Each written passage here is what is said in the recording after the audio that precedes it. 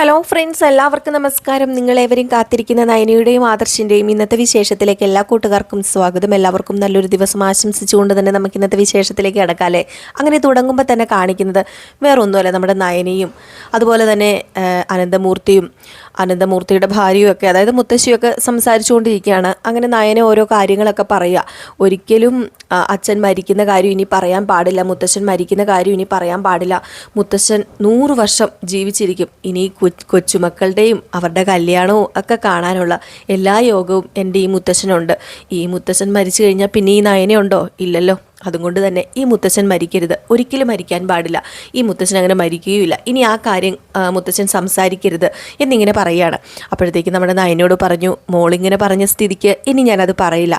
മോളുടെ മനസ്സ് വേദനിക്കുന്നുണ്ടെങ്കിൽ അത് പറയുന്നത് എനിക്ക് ഇഷ്ടമല്ല, മോളുടെ മനസ്സ് വേദനിക്കുന്നതും എനിക്കിഷ്ടമല്ല എന്നൊക്കെ ഇങ്ങനെ പറഞ്ഞു കേട്ടോ. അങ്ങനെ മുത്തശ്ശൻ നയനയുടെ മുമ്പിൽ കീഴടങ്ങി ആഹാരവും അതുപോലെ മരുന്നും ഡോക്ടറിനെ കാണാനൊക്കെ സമ്മതിച്ചു. അങ്ങനെ നയന വെളിയിലേക്ക് ഇറങ്ങി വന്നപ്പോഴേക്കും നമ്മുടെ ആദർശ് പറഞ്ഞു, ഒരുപാട് നന്ദിയുണ്ട് നയനെ, കാരണം നീ കാരണമാണല്ലോ ഇപ്പം മുത്തശ്ശൻ കീഴടങ്ങിയിരിക്കുന്നത് എന്ന് പറഞ്ഞപ്പം, അതെ ഞാൻ കാരണം തന്നെയാണ് കീഴടങ്ങിയിരിക്കുന്നത്. അതും വെറും ഒരു കീഴടങ്ങലൊന്നുമല്ല മുത്തശ്ശൻ കീഴടങ്ങിയിരിക്കുന്നത്, ഡോക്ടറിനെ കാണാമെന്നും പറഞ്ഞു. അതെനിക്ക് മനസ്സിലായി, അതുകൊണ്ട് തന്നെ ഞാൻ നിന്നോടൊരു താങ്ക്സ് പറഞ്ഞത് എന്ന് പറഞ്ഞപ്പോഴേക്കും നയന പറഞ്ഞു, താങ്ക്സിനൊക്കെ എന്ത് പ്രസക്തി ഇരിക്കുന്നു, എനിക്ക് ആരുടെയും താങ്ക്സ് ഒന്നും വേണ്ട. പിന്നെ മുത്തശ്ശനെ കാണിക്കുവാൻ വേണ്ടിയല്ലേ ഈ കപട നാടകം. പലയിടത്തും ഞാൻ കേട്ടിട്ടുണ്ട് വാടകയ്ക്ക് ഭാര്യമാരെ എടുത്ത് ഇങ്ങനെ അഭിനയിക്കുന്നതൊക്കെ, പക്ഷേ ഇതുപോലൊരവസ്ഥ എനിക്ക് വരുമെന്ന് ഞാൻ ഒരിക്കലും പ്രതീക്ഷിച്ചിരുന്നില്ല എന്നൊക്കെ പറഞ്ഞപ്പോഴത്തേക്കും, ഈ ഒരു അവസ്ഥ നീ ഉണ്ടാക്കി വെച്ചതല്ലേ, നീ വരുത്തി വെച്ചതല്ലേ. ഇനി അങ്ങനെ പറഞ്ഞാൽ മതിയല്ലോ, ഇനി അങ്ങനെ പറഞ്ഞാൽ എല്ലാവർക്കും ഒഴിയാലോ. എനിക്ക് ഇപ്പോൾ ഒരേ ഒരു ആഗ്രഹം മാത്രമേ ഉള്ളൂ, എൻ്റെ മുത്തശ്ശൻ ജീവിച്ചിരിക്കണം. എൻ്റെ മുത്തശ്ശൻ ജീവിച്ചിരുന്നാൽ മാത്രമേ ഈ വീട്ടിൽ എനിക്ക് നിലനിൽപ്പുള്ളൂ, ഈ വീട്ടിൽ എനിക്ക് പിടിച്ചു നിൽക്കാൻ കഴിയുകയുള്ളൂ. അതുകൊണ്ട് ഞാൻ മരിക്കുന്നത് വരെ എൻ്റെ മുത്തശ്ശൻ ജീവിച്ചിരിക്കണമെന്നാണ് ഞാൻ ആഗ്രഹിക്കുന്നത്, അല്ലാതെ വേറൊരു ആഗ്രഹവും എനിക്കില്ല. അദ്ദേഹം എന്നെ ഒരുപാട് സ്നേഹിക്കുന്നുണ്ട്, ഏതിനാന്നൊന്നും എനിക്കറിയില്ല, പക്ഷേ എന്നെ ഒരുപാട്, എൻ്റെ അച്ഛനെയും അമ്മയെക്കാളൊക്കെ ഒരുപാട് അദ്ദേഹം എന്നെ സ്നേഹിക്കുന്നുണ്ട്. ആ ഒരു സ്നേഹത്തിൻ്റെ പ്രതിഫലം ഞാൻ കൊടുത്തിരിക്കും. അതുകൊണ്ട് ഒരിക്കലും മുത്തശ്ശൻ്റെ മനസ്സ് ഞാൻ വേദനിപ്പിക്കില്ല, മുത്തശ്ശൻ്റെ മുമ്പിൽ ഞാൻ കരയില്ല, പിടിച്ചു നിൽക്കും എന്തിനും ഏതിനും വേണ്ടി എന്നൊക്കെ പറഞ്ഞു. ഇത് കേട്ട് കഴിഞ്ഞപ്പോഴത്തേക്കും, പിടിച്ചു നിൽക്കണമല്ലോ, പിടിച്ചു നിൽക്കാതിരിക്കാൻ പറ്റില്ലല്ലോ. നിൻ്റെ കയ്യിലിരിപ്പ് നന്നാകുമായിരുന്നുവെങ്കിൽ ഒരിക്കലും നിനക്ക് ഈ ഒരു സിറ്റുവേഷൻ സ്വീകരിക്കേണ്ടി വരില്ലായിരുന്നു. നിൻ്റെ കയ്യിലിരിപ്പ് മോശമായതുകൊണ്ടല്ലേ നിനക്ക് ഈ ഒരു അവസ്ഥ വന്നത്. നീയും നിൻ്റെ ചേച്ചിയും കൂടെ ചേർന്ന് ഈ കുടുംബത്തെ ചതിച്ചു, വഞ്ചിച്ചു. അത് ഒരു തവണയല്ല, പല തവണ.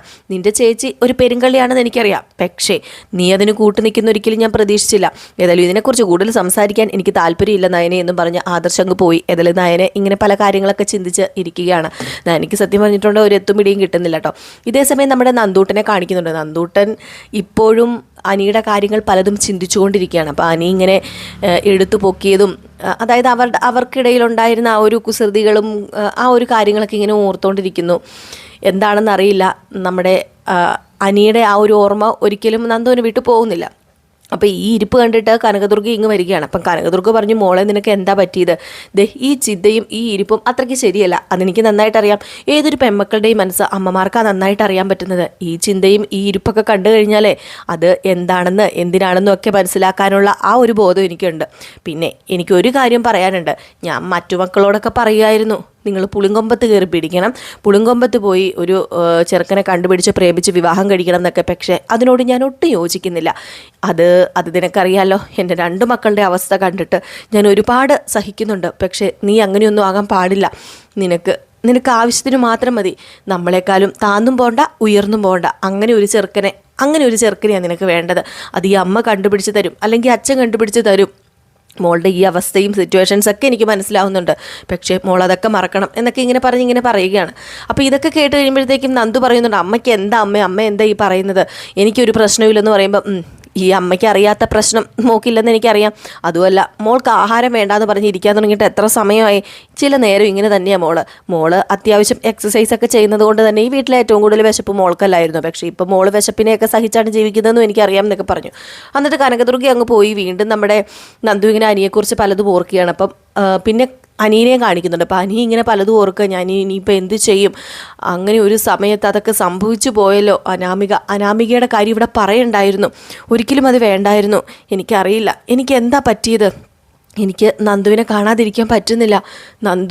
നന്ദുവിനിപ്പോൾ എന്തായിരിക്കും അവസ്ഥ എന്നൊക്കെ ഇങ്ങനെ അനി ഇങ്ങനെ ചിന്തിക്കുന്നുണ്ട്.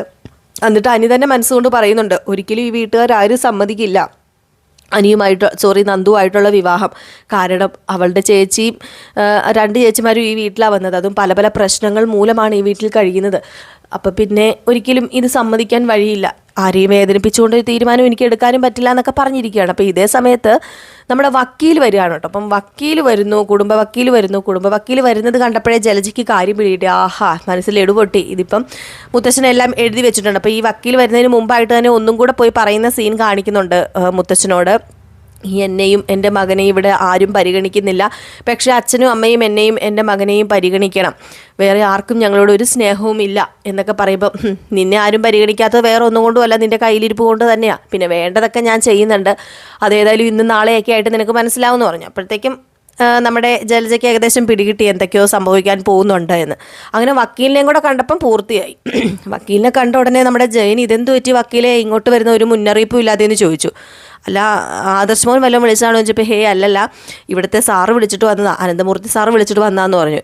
അനന്തമൂർത്തി സാറോ? അച്ഛൻ വിളിക്കണമെങ്കിൽ ഞങ്ങളോട് പറഞ്ഞിട്ടാണല്ലോ സാധാരണ വക്കീലിനെ വിളിക്കാറുള്ളത്. അതൊന്നും എനിക്കറിയില്ല സാർ, പക്ഷേ ഇപ്പം എന്നെ വിളിച്ചു കുറച്ച് കാര്യങ്ങളൊക്കെ സംസാരിക്കാനുണ്ട്, അത് വേറെ ആരോടും പറയണ്ട എന്ന് പറഞ്ഞു. ഇത് കേട്ടതൊന്നും ഞെട്ടിപ്പോയിട്ട്. അപ്പോൾ ആദർശിനോട് ചോദിച്ചു ജയൻ, നീ വല്ലതും അറിഞ്ഞോ എന്ന് ചോദിച്ചപ്പോഴത്തേക്കും ആദർശ് പറഞ്ഞില്ല, ഞാനൊന്നും അറിഞ്ഞില്ലെന്ന്. അപ്പം അനന്തമൂർത്തി ഇറങ്ങി വരുന്നു. അപ്പം വക്കീലെ കയറി വാ, ഏതായാലും ഇവരോട് ആരോടും ഞാനൊന്നും പറഞ്ഞിട്ടില്ല, ഇപ്പം വക്കീൽ തൽക്കാലം പറയുമോ വേണ്ടാന്ന് പറഞ്ഞ് അകത്ത് കയറിപ്പോയി. അപ്പോഴേക്കും മുത്തശ്ശി അവിടെ നിൽപ്പുണ്ട്. അപ്പോൾ ജയൻ ചോദിച്ചു, അല്ല അമ്മയ്ക്ക് വല്ലതും അറിയാമോ? എനിക്കൊന്നും അറിയില്ല, എന്നോട് ഇതുവരെ ഒന്നും പറഞ്ഞില്ല, എന്തൊക്കെയോ കാര്യങ്ങൾ തീരുമാനിക്കാനുണ്ട് എന്നൊക്കെ പറയുന്നുണ്ടെന്ന് പറഞ്ഞു.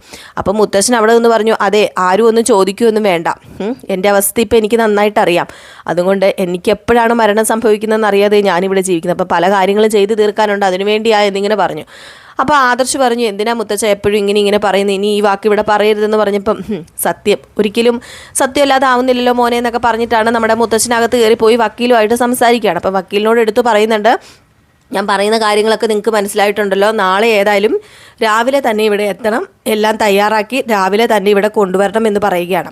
അപ്പോൾ ഇതൊക്കെ കേൾക്കുന്നുണ്ട് നമ്മുടെ ജലജയ്ക്കാണെങ്കിൽ വല്ലാത്ത സന്തോഷം. ജലജ മനസ്സ് വിചാരിക്കും, ഏതായാലും ഞാൻ പറഞ്ഞതുകൊണ്ട് തന്നെ ആയിരിക്കാം ഇങ്ങനെയൊക്കെ ചെയ്യുന്നത്, ഏതായാലും രക്ഷപ്പെട്ടു, എൻ്റെ മകനും എനിക്കുമൊക്കെ നല്ലൊരു സ്വത്ത് ഒരു വിഹിതം കിട്ടിയാൽ മതിയായിരുന്നു, ഇനിയിപ്പോൾ ഇവളുടെ പേരിൽ വല്ലതും എഴുതി വെക്കുമോ, നയനയുടെ പേരിൽ വല്ലതും എഴുതി വെക്കുമോ, അല്ല ആ കിളവൻ്റെ കാര്യം പറയാൻ പറ്റത്തില്ലല്ലോ, എഴുതി വെച്ചിട്ട് കിളവൻ തട്ടിപ്പോയാലും കുഴപ്പമില്ലായിരുന്നു, കിളവൻ ഇവിടെ ഇല്ലെങ്കിൽ എനിക്കൊന്നും കിട്ടാനും പോകുന്നില്ല, ഇവിടുന്ന് ആരും ഒന്നും തരാനും പോകുന്നില്ല, ദേവയാനി അതിനോട്ട് സമ്മതിക്കാനും പോകുന്നില്ല, അതുകൊണ്ട് കിളവൻ ചാവുന്നതിന് മുമ്പ് എല്ലാം എഴുതി വെക്കണേ എൻ്റെ ഈശ്വര എന്നൊക്കെ പറഞ്ഞുകൊണ്ടാണ് നിൽക്കുന്നത്. ഏതായാലും നേരം പരപരാ വെളുത്ത് കഴിയുമ്പോഴേക്കും വലിയ ട്വിസ്റ്റ് തന്നെയാണ് സംഭവിക്കുന്നത്. ട്വിസ്റ്റ് എന്ന് പറഞ്ഞാൽ ഒരു 1.5 ട്വിസ്റ്റ് തന്നെയാണ്. അങ്ങനെ രാവിലെ വക്കീലെത്തുകയാണ്. അപ്പം വക്കീലിനെ കണ്ടതും എല്ലാവരും ഒരു എക്സൈറ്റ്മെൻറ്റോട് കൂടി ഇരിക്കുകയാണ്. അപ്പോൾ എന്താണ് കാര്യം എങ്ങനെയാണെന്നൊന്നും അറിയില്ല, ഏകദേശം എല്ലാവർക്കൊക്കെ പിടികിട്ടിയിട്ടുണ്ട്, എന്തോ വിൽപത്രവുമായിട്ട് സംബന്ധിച്ച കാര്യങ്ങളൊക്കെയാണെന്ന് മനസ്സിലായിട്ടുണ്ട്, മുത്തശ്ശൻ്റെ പല വാക്കുകളിൽ നിന്നും അത് കേട്ടിട്ടുണ്ട്. അങ്ങനെ ജലജ വക്കീലിനെ കണ്ടതും, ഈശ്വരന്മാരെ എൻ്റെ ദൈവമേ നല്ലൊരു വീതം എനിക്ക് കിട്ടണമേ എന്നൊക്കെ പറഞ്ഞ് പ്രാർത്ഥിച്ചുകൊണ്ടാണ് ഇരിക്കുന്നത്. അങ്ങനെ മുത്തശ്ശൻ എല്ലാവരെയും വിളിച്ചു, എല്ലാവരോടും പറഞ്ഞു, എനിക്കൊരു പ്രത്യേക കാര്യം പറയാനുണ്ട്, വക്കീൽ വന്നിട്ടുണ്ട്, ഞാനപ്പോൾ കുറച്ച് കാര്യങ്ങളൊക്കെ ഇവിടെ എഴുതി വെച്ചിട്ടുണ്ട്, അത് സ്വത്തുമായിട്ട് ബന്ധപ്പെട്ട കാര്യങ്ങളാണ്, മരണത്തിൻ്റെ കാര്യം ഞാൻ ഇനി പറയുന്നില്ല, കാരണം അത് പറഞ്ഞാൽ ചിലപ്പോൾ നിങ്ങളുടെ മനസ്സൊക്കെ വേദനിക്കും, അതുകൊണ്ട് അതൊക്കെ ഇവിടെ ഇരിക്കട്ടെ, സത്യമല്ലാതാവുന്നില്ല. അതുകൊണ്ട് തന്നെ എനിക്ക് പറയാനുള്ളത്, ഇവിടുത്തെ കുറച്ച് കാര്യങ്ങളും വസ്തുവകകളും ഒക്കെ ഇതിങ്ങനെ ചന്നം ഭിന്നം കിടന്നാൽ പോരാ, ഇത് എത്തേണ്ടവരുടെ കയ്യിലെത്തിയാൽ മാത്രമേ നമ്മുടെ തലമുറകളോളം ഇത് കൈമാറി പോവുകയുള്ളൂ. അപ്പോൾ ഇത് ഞാൻ എല്ലാവർക്കും കൂടി എഴുതി വയ്ക്കാൻ പോവുക തന്നെയാണെന്നാണ് പറയുന്നത്.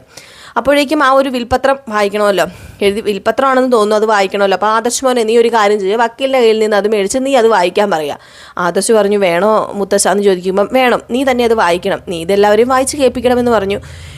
ജലജയും അതുപോലെ നവ്യൊക്കെ ചങ്കത്ത് കൈവച്ചിരിക്കുകയാണ്, എൻ്റെ ഈശ്വര എത്ര സ്വത്ത് കിട്ടുമെന്ന് അറിയില്ലല്ലോ, അതുമല്ല ഈ കുടുംബത്തിൽ നിന്ന് പിരിഞ്ഞു പോകാമല്ലോ, സ്വത്ത് കിട്ടി കഴിഞ്ഞിട്ടുണ്ടെങ്കിൽ എല്ലാവരുടെയും ആട്ടും തുപ്പും കയറ്റ എല്ലാവരെയും പേടിച്ച് ഇവിടെ കിടക്കണ്ടല്ലോ, ഈ ഭരണം അവസാനിക്കുമല്ലോ എന്നൊക്കെ പറഞ്ഞ് നവ്യയും ഇങ്ങനെ മനസ്സിലിങ്ങനെ ഓരോന്ന് വിചാരിക്കുന്നു. അബിയൊക്കെ ഇങ്ങനെ ആകാംക്ഷപൂർവ്വം നിൽക്കുകയാണ്.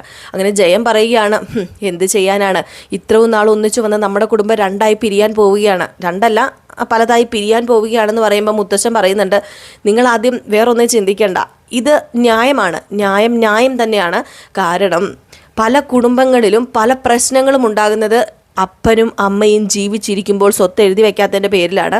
അപ്പോൾ അതിൻ്റെ ഇതുകൊണ്ട് തന്നെ ഇത് ഒരു ന്യായമായ തീരുമാനമാണ് എന്ന് പറയുന്നു.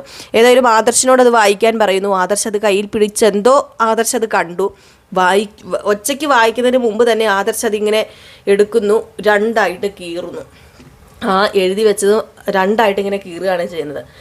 ഇത് കണ്ടു കഴിഞ്ഞപ്പോഴത്തേക്കും എല്ലാവരും ഇങ്ങനെ പെട്ടെന്ന് അതിശയത്തോടു കൂടി നിൽക്കുകയാണ്. അതിനകത്ത് എന്താണെന്ന് ആദർശിന് പിടികിട്ടിയിട്ടുണ്ട്. അതുകൊണ്ടായിരിക്കാം ആദർശ് അത് രണ്ടായിട്ട് കീറിയത്.